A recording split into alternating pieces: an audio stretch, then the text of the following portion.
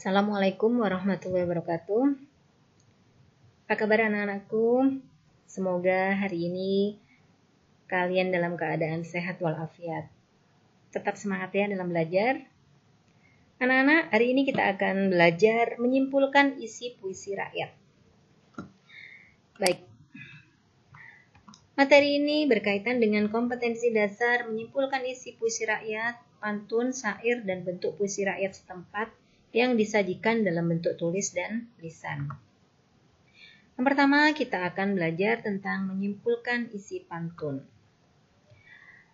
Yang harus kita pahami yang pertama yaitu kita harus memahami bagian isi pantun, di mana kita harus mulai mencari makna kata sulit pada bagian isi pantun.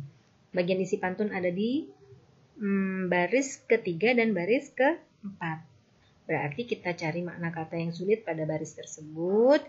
Kemudian kalau sudah tahu makna katanya, kemudian sudah tahu isi maksud dari pantun tersebut, kemudian kita jabarkan isi pantun tersebut dengan bahasa kita sendiri. Nah, dalam pantun itu ada pantun nenek moyang dan pantun masa kini. Nah, kita belajar membandingkannya. Pada pantun nenek moyang, kosakata yang digunakan itu biasanya sulit dimengerti dibandingkan dengan pantun masa kini. Kemudian pantun nenek moyang itu biasanya bertema adat, nasihat, kebijaksanaan, sedangkan pantun masa kini bertema tentang cinta dan hiburan. Nah, isi pantun nenek moyang sering berupa peribahasa atau menggunakan bahasa yang lebih sopan, sedangkan pantun masa kini itu isinya langsung kepada tujuan. Nah, di sini akan Ibu contohkan pantun ya.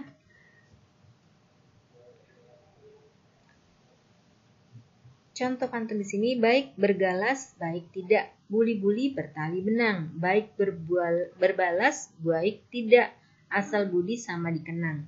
Nah, dari baris ketiga dan baris keempat, kita bisa menyimpulkan bahwa jika berbuat baik itu kita tidak perlu mengharapkan balasan, karena perbuatan itu pasti akan dikenang oleh orang lain.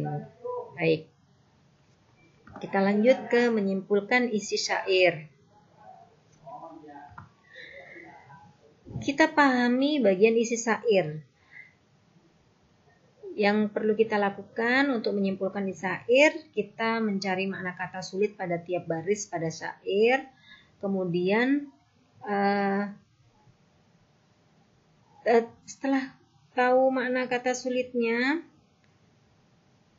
kita bisa mencoba menjabarkan isi syair tadi dengan bahasa kita sendiri. Nah, bahasa syair itu terkadang kan berubah bahasa kiasan ya, jadi kita tetap intinya mencari makna kata sulit tadi pada tiap baris. Kenapa pada tiap baris? Karena isi pada syair itu semuanya pada tiap baris. Jadi isinya ada pada tiap baris dalam bait tersebut. Nah, kita baca contoh di sini ada contoh syair yang terdiri dari 3 bait di sini ya, ada 3 bait contohnya. Pada zaman dahulu kala tersebutlah sebuah cerita, sebuah negeri yang aman sentosa dipimpin sang raja dan bijaksana. Negeri bernama Pasir Luhur, tanahnya luas lagi subur. Rakyat teratur, hidupnya makmur, rukun raharja tiada terukur. Raja bernama Dharma Laksana, tampan rupawan elok parasnya. Adil dan jujur penuh wibawa, gagah perkasa tiada tandingnya. Nah, dari syair ini kita bisa menyimpulkan bahwa kehidupan masyarakat di dalam cerita ini itu hidupnya rukun dan damai di bawah seorang pimpinan raja yang bijaksana, yang adil gitu.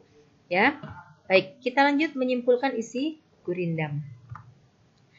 Setelah kita baca Gurindam, kita coba cari makna kata sulit yang ada pada baris kedua dari Gurindam itu, karena isi Gurindam ada di baris kedua. Kita fokuskan ya di baris kedua itu untuk membuat simpulan. Kalau sudah paham kira-kira isinya apa, kemudian kita jabarkan isi Gurindam tadi dengan bahasa kita sendiri. Contoh Gurindam di sini Ibu berikan contoh satu aja ya. Jika hendak mengenal orang berilmu, bertanya dan belajar tiada jemu.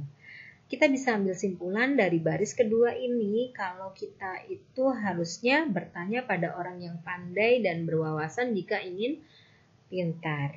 Gitu ya. Baik. Sebenarnya simpulan dari baris kedua ini kalau seperti kurang tepat, kita bisa lihat di baris pertama. Maksudnya apa? Karena sebenarnya di baris pertama dan baris kedua ini ada hubungannya gitu ya.